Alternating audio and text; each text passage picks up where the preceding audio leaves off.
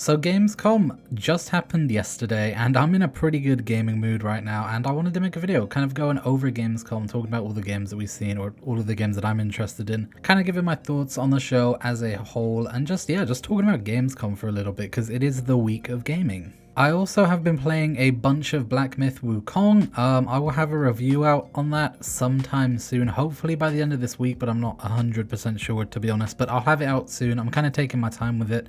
Really enjoying the game so far though, but yeah, I'll have my full video review of that out sometime in the future. But for now, let's just focus on Gamescom Opening Night Live, because that was a 2-hour event. And I'm not gonna lie, I had no expectations for this event at all. Not because Gamescom is historically bad or anything, I just didn't know what they could announce that would surprise me. I thought it was just gonna be updates on stuff that we've seen at E3.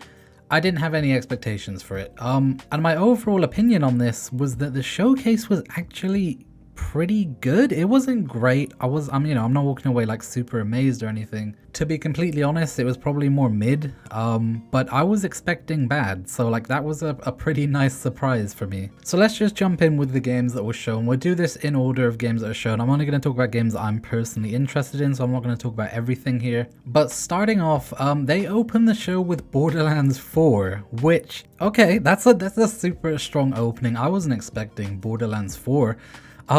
Borderlands 3 I actually quite enjoyed. The story sucked, but I thought the gameplay was fun. That's kind of all Borderlands has ever been to me. I've never been too bothered about the story. Obviously Borderlands 2 had a really amazing story and everything, and that helps, but it wasn't the main reason I was playing the game. So Borderlands 3 I didn't think was terrible. It wasn't super amazing, but I would say it was good. But yeah, Borderlands 4 is here. It's been announced, which was a bit of a shocker, but it also didn't really show anything. There wasn't any gameplay or anything like that. It was literally just a hey, this is happening.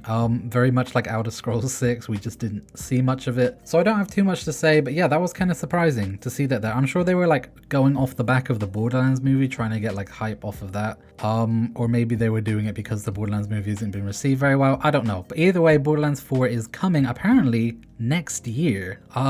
So I'm sure we're going to see more of that sometime, probably at the Game Awards maybe. But yeah, that's super interesting to me. So pretty good start so far. Then of course they moved on to Call of Duty Black Ops 6. They're really getting the big ones right out the way here. They showed off a campaign mission here, which I thought looked good. I'm very glad it's a traditional Call of Duty campaign, not like Modern Warfare 3 with all of the open level stuff and everything. This looks way more traditional Call of Duty, which I'm super down for. It looks like a lot of fun. I don't have too much to say on it. It looks like a Call of Duty campaign, but I have a good time playing them. So yeah, it looked pretty good. And then later on in the show, we got the next game that I'm interested in, which is Dying Light: The Beast. This was again another very big shocker. I wasn't expecting this to be here. At first, I thought it was a Predator game. I thought, oh, shit, the Dying Light guys are making a game based on Predator. That's awesome. And then I quickly realized, oh no, wait, this is Dying Light. Maybe it's a Dying Light 2 DLC, but no, this is a full standalone game, Dying Light: The Beast. I'm guessing it started as a DLC and then it got more ambitious and it evolved into a standalone thing. Apparently it's going to be 20 hours long. I think it looks pretty good. Hopefully they've learned a lot from Dying Light 2. They've learned from their mistakes, and this one is going to come out swinging. A short, sweet experience in the Dying Light universe is something that I'm super down for. So yeah, this is definitely, I'm going to be keeping an eye on this one for sure. So the next game that's shown up was No More Room in Hell 2. Now, at first, I didn't really recognize what this game was. I seen it was a zombie game, and I love zombie games, so I was super hooked. And then halfway through, I realized, oh wait, this might be No More Room in Hell. I played the first game for probably about 2 hours. I wasn't the biggest fan of it. I think it was pretty old by the time I actually got around to playing it.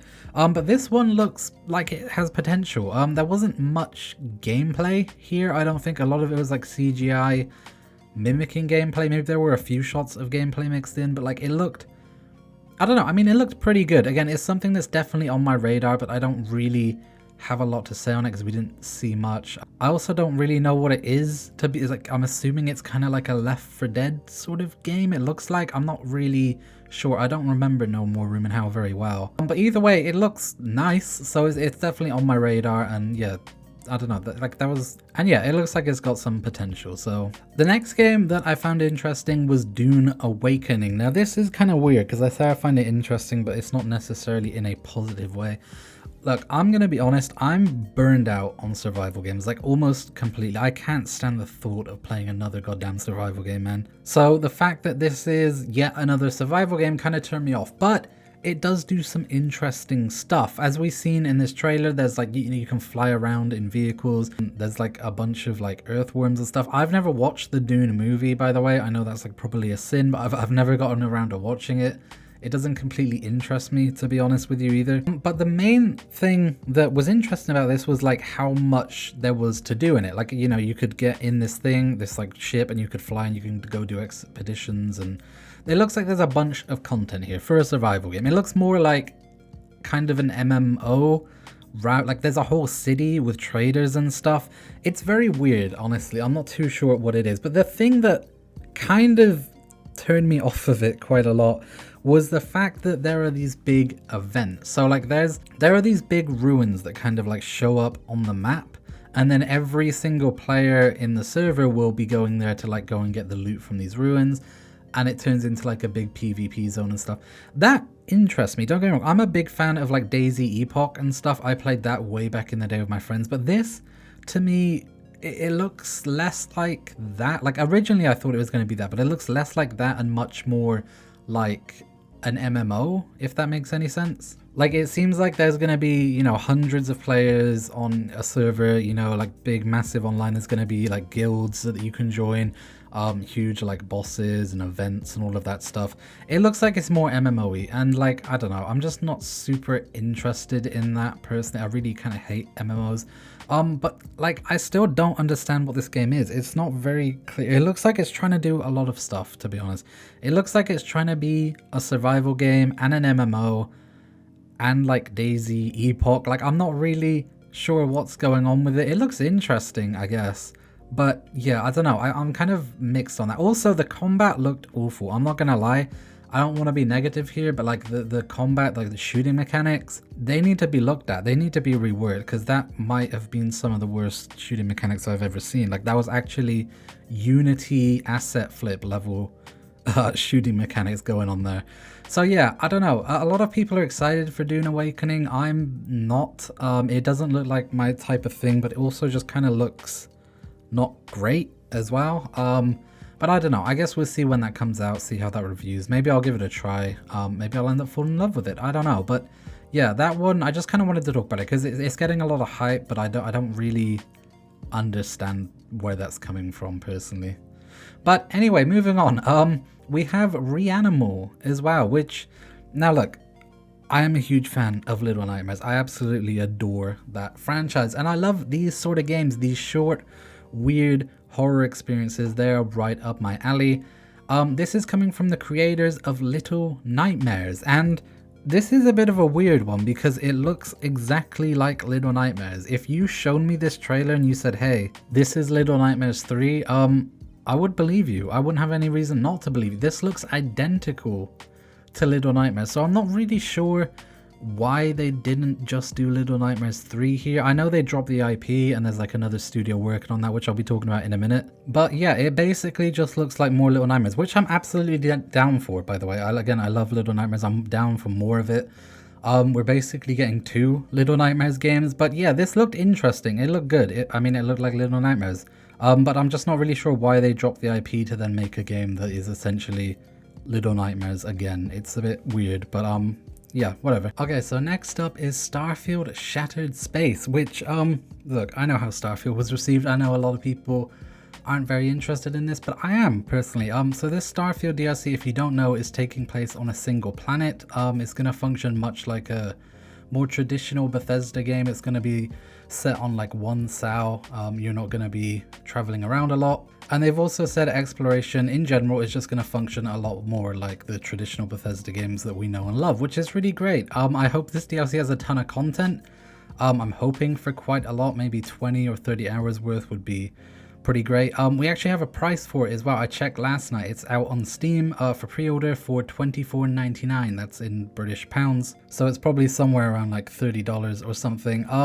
So yeah, I'm hoping for a lot of content with this. I have high hopes. We're going to be following like the Varun, obviously. I'm very curious where this is going to go. Obviously, Starfield didn't stretch that much in terms of sci-fi. There wasn't any aliens or anything like that, or at least like not humanoid ones. So I'm hoping that this DLC will do some interesting stuff with that and kind of do some more interesting things in the Starfield universe in general. And alongside that, we also got the rover. The car is finally out in Starfield. You can drive cars around on planets, which is pretty cool, I suppose.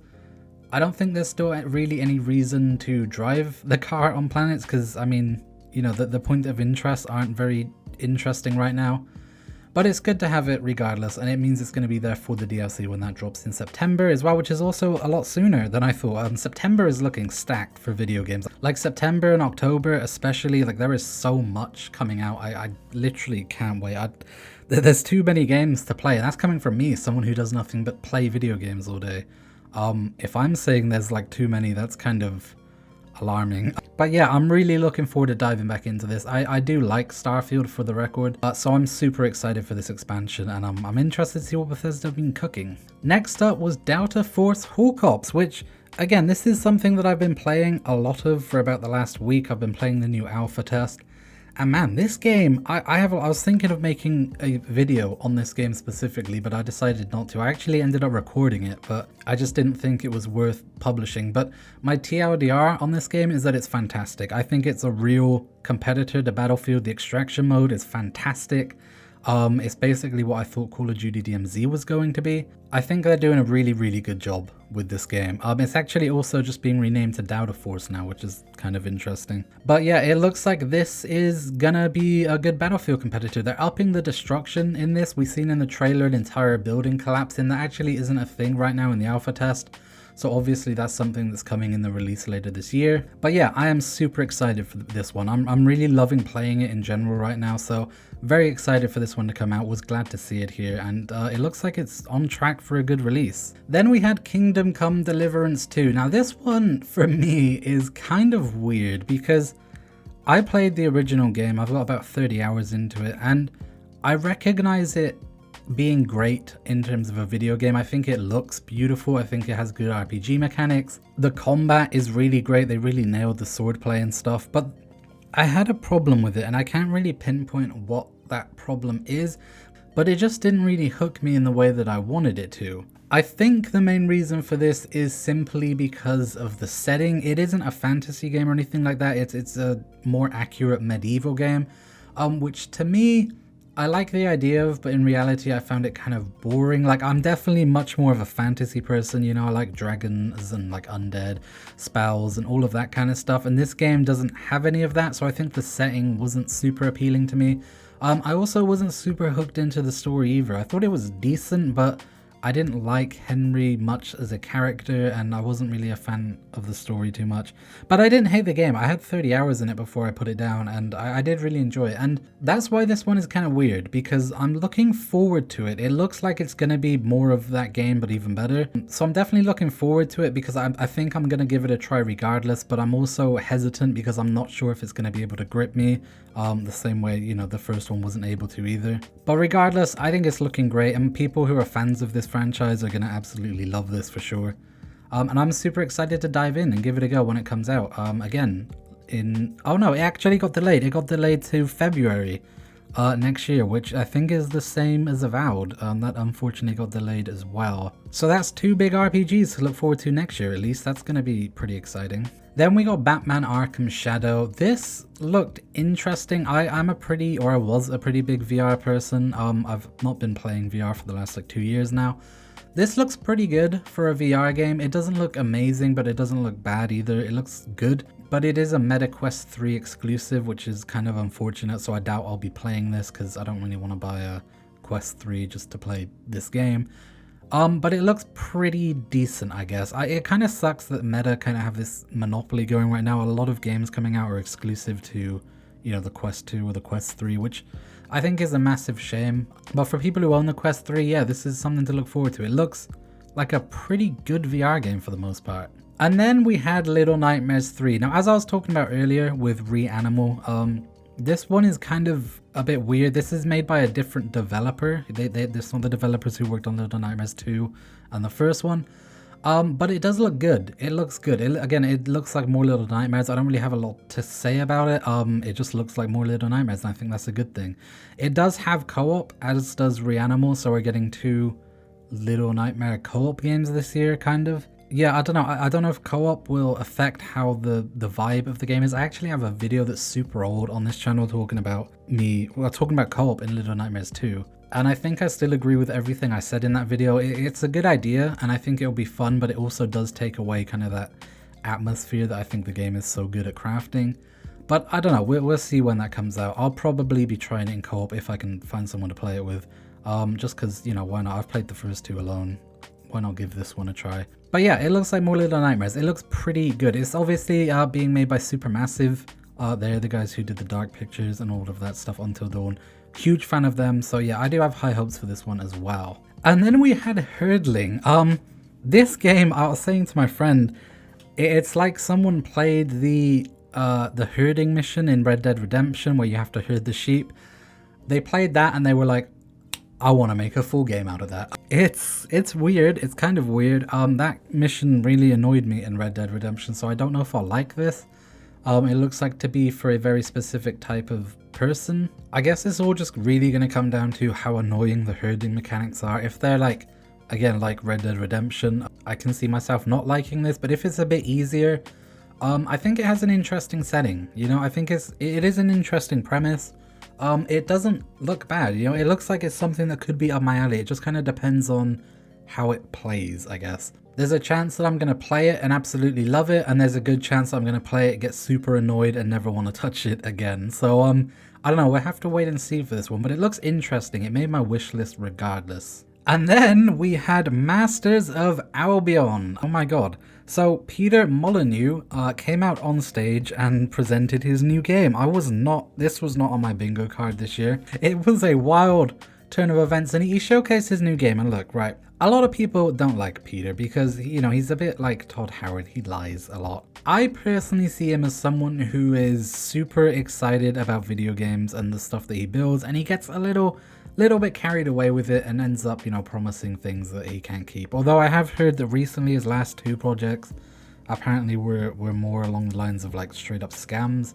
I don't know anything about that. I haven't bothered looking into it, but yeah, if that's true, then I definitely get why, you know, some people don't like him. But anyway, he showed his new game, and it looks I don't know how to put this nicely. It looks bad. It looks horrible. I don't know what the hell he was thinking. He comes out and he kind of says like, oh hey, you know, I moved on to mobile games, you know, that was a mistake, I'm coming back to PC. And then he presented what is basically a mobile game.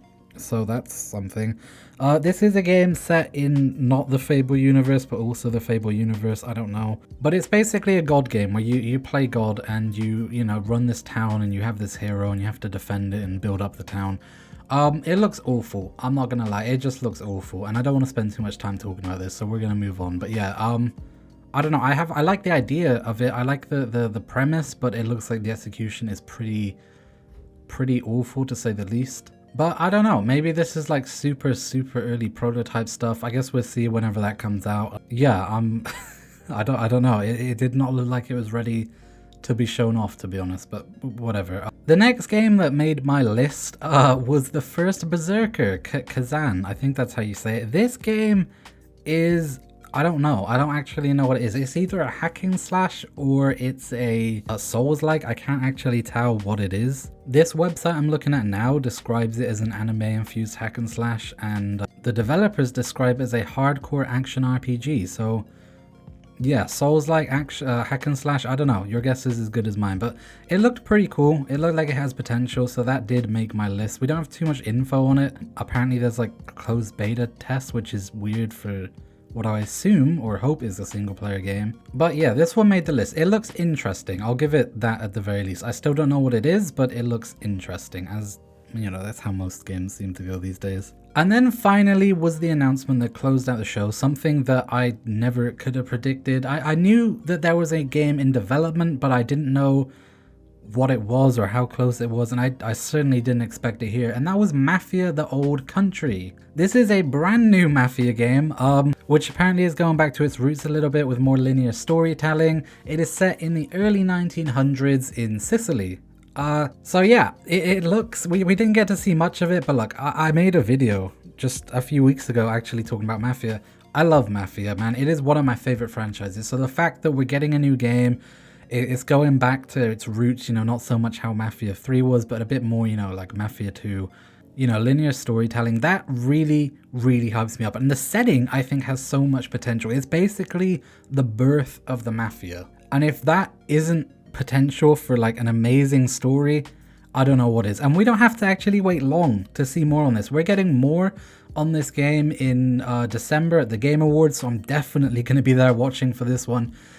This might be my most hyped game for next year. I know GTA 6 is next year, but man, I love Mafia. I really, really love Mafia. So I am incredibly excited for this one. I'm so happy. I'm so happy that it made it here. I'm so happy that it closed out the show. Up until this point, I thought the show was just kind of mid. It wasn't really gripping me. It wasn't bad, but it, you know, there were a few misses. But this came in clutch, man. I'm overly excited for this. I'm trying not to get too hyped because, you know, you never know how the full game's gonna be. They could end up screwing it up, but the potential here has me ecstatic. I really, really, really cannot wait for this, and I wish there was more. I want to make a whole video talking about Mafia. I want to make an entire video dissecting the trailer, but there isn't enough here to show. There's some grapes, you know, grapes are confirmed to be in the game. So are lemons and dead bodies, so that's cool. But other than that, there just isn't a lot here to show, which kind of sucks.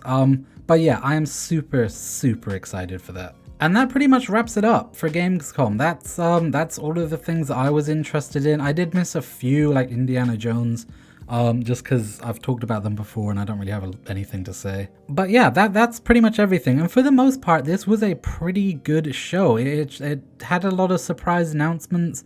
They shown pretty much everything I wanted or expected to see. I think it was about as good as Gamescom can get. It's a bit weird because it's, you know, it's right after E3. Or not E3, I mean Summer Games Fest, so like all of the big announcements are already kind of done.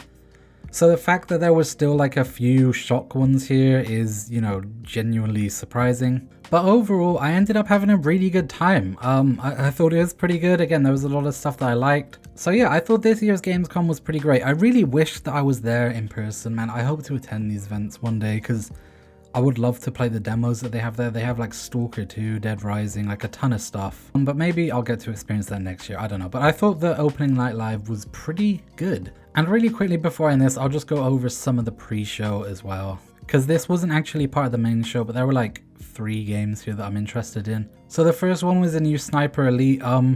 It looks pretty good. It looks like more Sniper Elite. You kind of already know what you're getting with that one, but you know, it's nice to see that they're still making it. I'll probably give it a try. It's set in France this time, so that has a lot of potential, I think, for the setting. It looks very bright and colorful. Might be something I pick up and give a try. I don't know. The other game was Karen or Kakayan. I don't know. It's like a climbing game where you climb a mountain. I really, really like Jusant. So I'm hoping this is a bit similar to that in terms of the climbing mechanics. I just like climbing games, man. They're really relaxing. So that is something that I am also definitely looking forward to. There was another game called We Harvest Shadows, which is a horror game where you are also a farmer. It's interesting. It's, you know, it's a mash of genres that we haven't really seen. I like horror games, you know, they're kind of one of my weaknesses. So yeah, this is something that definitely caught my attention. There's actually a demo on Steam, which I might try later. But that is also one that I'm keeping an eye on. I might even do a review for that on the channel when it's out. There was also Revenge of the Savage Planet, which is of course a sequel to Journey to the Savage Planet. I enjoyed Journey to the Savage Planet. I didn't actually finish it. I think I ended up playing like 9 hours and then stopped. I really wanted to play it in co-op, but I couldn't find anyone to play it with me. So hopefully I can find someone to do Revenge of the Savage Planet with, because I liked the first game. It was a lot of fun, so I'm looking forward to that. And then finally there was Directive AT20, which is the new Dark Pictures game made by Supermassive. Again, the guys who are currently working on Little Nightmares. I'm very excited for this. I love the Dark Pictures stuff. The last one unfortunately launched awfully. It had a ton of bugs.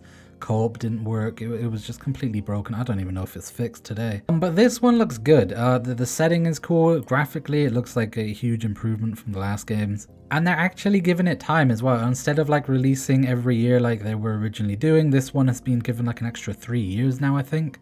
So I'm really hoping that it launches in a polished state and actually, you know, works on launch. They can take all the time they want. I don't mind, as long as it works, because I absolutely adore these games. And when The Devil in Me launched and that was just broken, that really sucked. So yeah, I'm super excited for that when that comes out next year. Definitely will be picking that up.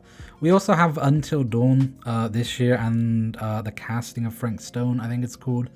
And I'm pretty sure there's one other game as well that is very similar that I can't remember, which is launching this year. So we already have enough of those games this year. So yeah, I'm completely fine waiting until next year for this one.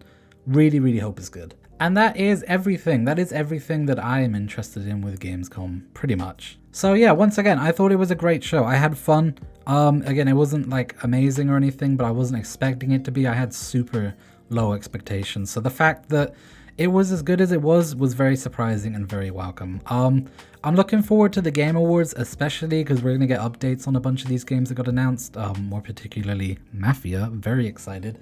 Yeah, so I'll be looking out for the Game Awards, and I'll also be making a video talking about my thoughts on that whenever that drops. Thank you guys so much for watching this. Let me know what you think down below. You know, did you enjoy Gamescom? Was there a lot of games there that you liked? Was there a game that I didn't talk about that you kind of want my opinion on? Feel free to ask me down in the comments below. Don't forget to subscribe if you haven't already, because that does help me out a lot. Thank you guys so much for watching. This has been Jake, and I will see you next time. Oh, actually, real quick, before I end this video, I just want to quickly talk about the channel again. Because I know that a lot of you subscribed for the green screen videos, the more creative stuff. That's still gonna happen, probably, maybe. Those videos take a lot of time, and they take a lot of effort. And I'm just some guy who really likes talking about video games, so I still want to do that. I was originally going to put these sort of videos out on a second channel, but I kind of don't want to. I just want to put them on my main channel here. You'll be able to tell when my video comes out if it's a green screen one or if it's a talkie one by the thumbnail, because you know, I'm going to have very distinct thumbnails for each like type of video. But yeah, I will probably still be doing those videos as well. Again, they just take a super long time, and I have to kind of get the energy and motivation to actually go ahead and make them. These videos are a lot easier. I can just kind of ramble about video games, which is something I absolutely love doing. So yeah, there'll be a bunch of these videos in between the bigger ones if I do carry on, which I hope to, but who knows, I don't know. But yeah, I just kind of wanted to update all the new subscribers about that and just kind of let you guys know that yeah, those videos are still coming, probably. But yeah, this is also the kind of content that I want to make. So this channel is messy. You should consider subscribing if you like video games and people talking about video games, and you like hearing people's opinions and reviews and stuff, because I'm gonna be doing a bunch of that, as well as, again, like more creative, funny videos. Those will be coming. But yeah, I don't know, bro. It's just everything video games. That's all I know this channel's gonna be. I'm just gonna do whatever I kind of feel like. So yeah, I don't know. It's up to you if you stay subscribed or not. I don't want you to get spammed with stuff you're not super interested in. So I completely get if you decide to unsubscribe. But if you stick around, thank you. And I hope you enjoy these kind of videos too. I hope you get some value out of this kind of stuff. Anyway, I've been rambling long enough. My throat is hurting, so I'm going to go drink some water, get this video together, and then go play more Black Myth Wukong, because I'm super excited to get back into that, and I have to make a review on it. Or, well, I don't have to, but yeah, you get the point. Anyway, bye.